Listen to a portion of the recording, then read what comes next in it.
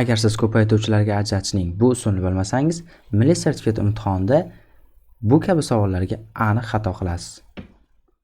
A ning n'inchisi -1, A ning n'inchisi -1 kabi ifodalarni quyidagicha ko'paytuvchilarga ajratiladi.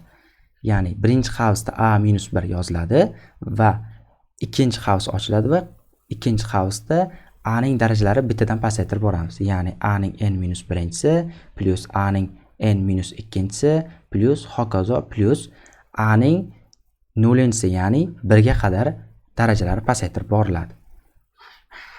E'tibor berib qaraydigan bo'lsak, bizda ham quyidagi misolda surat qismini shu usul yordamida ko'paytuvchilarga ajratishimiz mumkin. 3 ning 10-si -1. Demak, biz 3 -1 yozar ekanmiz va ikkinchi qavsda darajalarni bittadan pasaytirib boramiz. 3 ning 9-si plus 3 ning 8-si plus hokazo plus 3 va plus 1, ya'ni 3 ning 0-sigacha pasaytirib bordik. Endi hosil bo'lgan ifodani surat qismiga olib borib qo'yamiz.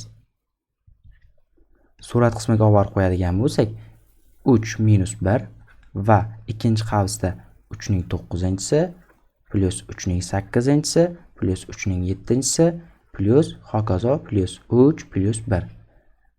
Endi maxrajimizda esa 3 ning 9-si plus 3 ning 8-si plus 3 ning 7-si plus hokazo plus 3 plus 1.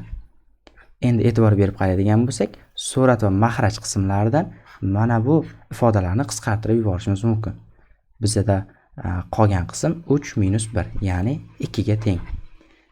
Demak, bizda ko'rinib turibdiki, bu C javobga to'g'ri kelar ekan. Shu kabi qiziqarli misollarni yechimini o'rganib borish uchun bizning Instagram va Telegram sahifalarimizni doimiy kuzatib boring.